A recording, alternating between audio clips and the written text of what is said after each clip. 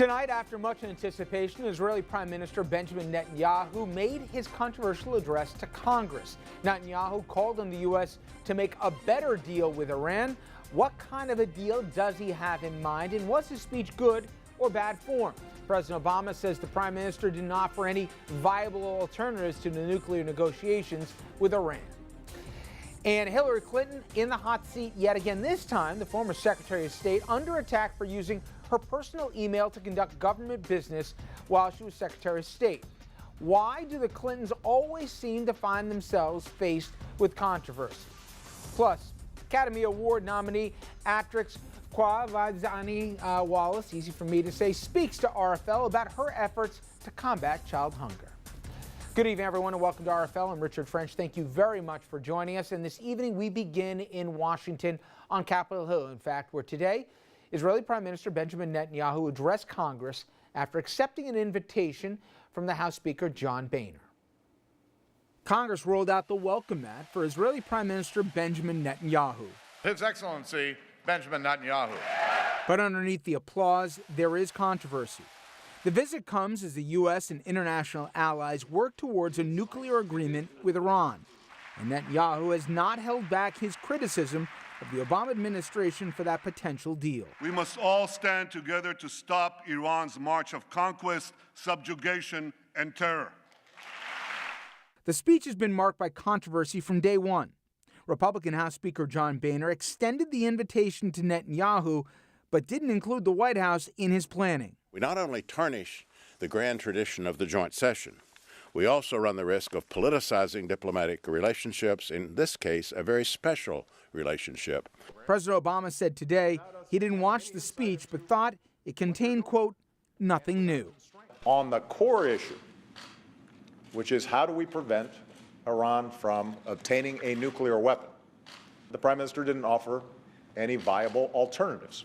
In Geneva today, Secretary of State John Kerry, he met with his Iranian counterpart in the latest round of the nuclear talks. The Obama administration has said they want an agreement that lasts at least 10 years, but I want to be very clear. A bad deal is worse than no deal. Now, today marked the third time that Netanyahu has addressed Congress, and President Obama said that his speech did nothing to address anything new.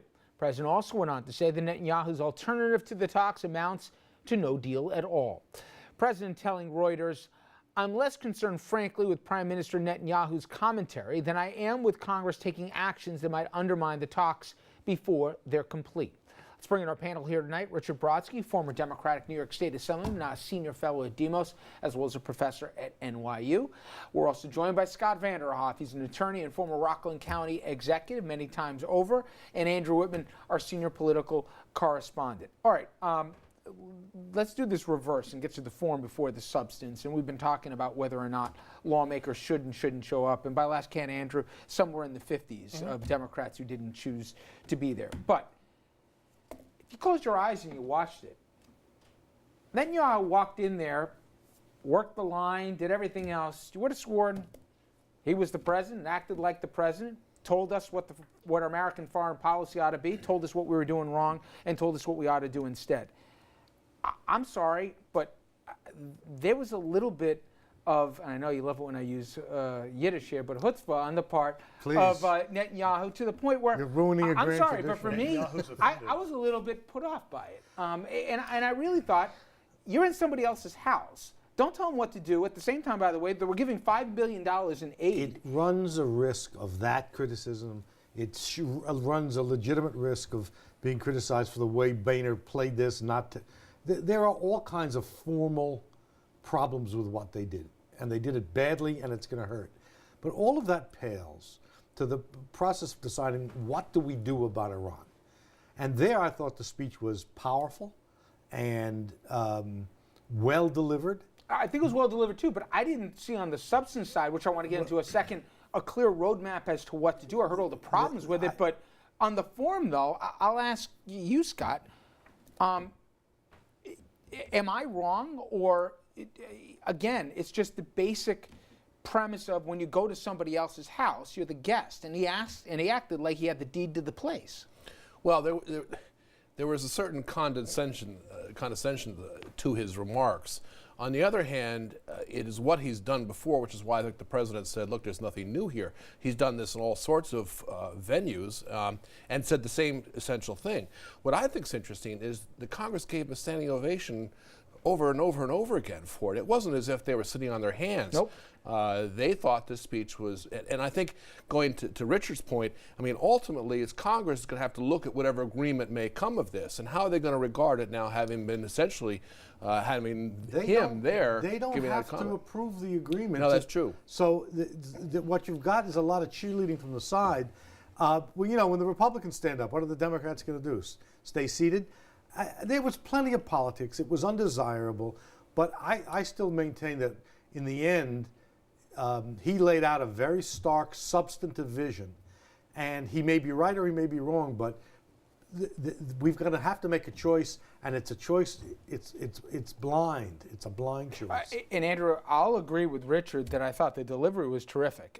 He worked the room. I mean, Vizel sitting up there, he referenced, I guess, a painting of Moses in the room and everything else. But in terms of the substance, here's why I walked away. Iran bad. Can't trust him. Where else do we go from here? I didn't get that clarity out of today's address. It's hard to divorce the politics from the policy, and I mean, Netanyahu may as well had an R under his name during the title when he was giving this speech. This was clearly a very partisan, very political speech. He's aligned himself with Republican presidential candidates. I think it's pretty obvious he wants a Republican Congress and a Republican president. He's got his own election in 2 weeks. He's got his own election coming up, but he's trying to influence American politics as well. I agree. I didn't hear anything new on the substance of the speech beyond, boy, you can't sign this deal. Not that we've seen the deal, not that there is a deal. This deal's just bad, and I know it's bad, and I know it's going to be bad. But what else are you supposed to do except war posture and ramp up the criticism even more on Iran? And at some point, you have to actually try to tackle. He said, continue with sanctions. Now, look, the speech was not the speech of a stupid man. He had answers to those questions. Now, whether he's right or not, I disagree. But he did say the trick in the short run is to let sanctions continue to work. Because they've worked so well that all of a sudden the crazy, right, he called the leadership of Iran crazy. So he thinks basically continuing with sanctions, they're going to come to a rational realization that we need to capitulate? That's what he thinks. There are three choices. Strike a deal, let the sanctions work, go to war. He said he doesn't want to go to war. But let the sanctions work towards what end? What's the goal of the sanctions? For them to and they say, well, we'll never be a nuclear power because we crippling the Iranian regime to an extent that they have to come to the table and completely give up their nuclear ambitions.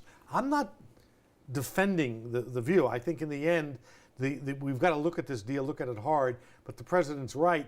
You either negotiate and get something better, or you hope that sanctions work, and in the interim they don't develop a nuclear bomb. Well, I mean, all of this is somewhat. We don't have any idea what this agreement, other than what Netanyahu has told us. And isn't that the most important part of all of this? Is we don't even know what the parameters of the deal are going to be. So before we criticize it, why don't we at least first hear what it is, and then say, good deal, bad deal, can't believe you talked to him in the first place, what a waste of time deal. My point is, he's preempting the command before they're even finished talking. They're still talking while he's delivering the address. I agree with you. And one of the things that and I hate to do this, but I agree with the president. I mean, he's saying, look, it's better to be verifiable, whatever this is, as opposed to in the dark. And the economic sanctions don't verify anything. It's simply you turn up the heat economically. Now, if that's accurate and the agreement is a verifiable, so you get around this issue of trust, that may be something that can work. Of course, going back to Richard's point, it's only 10 years. There's a problem here. I mean, there are going to be Congress and politicians and others who will be shooting at this thing. This is a choice between three undesirable options. Do nothing, let sanctions work, go to war, sign some sort of deal that verifiable, whatever. What Netanyahu really did is he made Obama's life much harder, because Obama has the complicated explanation. Obama doesn't get to stand up and say Iran bad, they're anti-Semitic, they're vicious, they're terrorists. That's presumed. He has to say, no, you have to understand that we can survive with 10 years. 15 would be better, but we can survive with 10 years. No, 1,200 centrifuges, that's okay. And in the meanwhile, the Republicans in the Congress and Netanyahu are going around yelling, you can't trust these animals, which is in effect what he was saying. the net result of what happened today is Obama's life got much harder, and we don't know which of the deals would be better. And you know, the sad part about this is no president, Republican, Democrat, Green Party, would ever allow knowingly Iran to be able to have nuclear capabilities, not just because of defense of Israel, but because of American self-interest.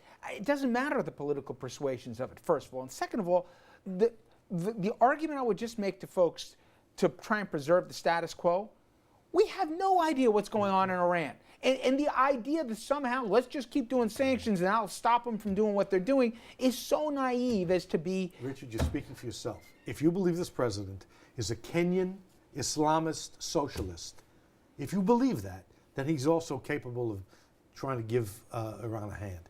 There's a craziness to an element of this that drives much more of the debate than it ought to. But just going back to the speech, I mean, how many times are you going to say nuclear bombs, literally destroying of Israel, and that's what the result is going to be if you have any kind of agreement whatsoever? I mean, at some point you say, wait a minute, I mean, that's cataclysmic. We understand that, and it gets headlines. We understand that, but that's what he says over and over again. Yeah, at some for point, 20 years or 1 year away from there's got to be much more to this. this. And it's not like the Prime Minister's nation is incapable of taking action on its own if it feels its own security is in jeopardy. has. They have a pretty good track record of that. In the end, the problem here, longer term, is that this has revealed a split in the American consciousness of Israel, in the Jewish community and outside the Jewish community, that had been papered over.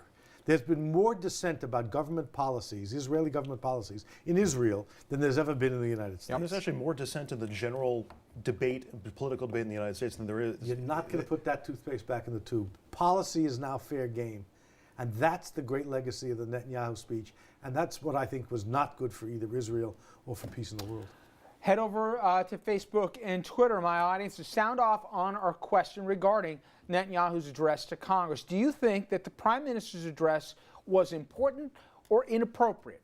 And we will get to those comments in an upcoming program. But coming up next, the person who would like to be president, arguably Hillary Clinton, she's facing her own criticism, that regarding a congressional panel already set up to launch a probe into whether she violated federal laws by using her personal email account to conduct government business when she was Secretary of State. Is this just a witch hunt, or could Clinton really be in some deep water with this? We'll get into that after this.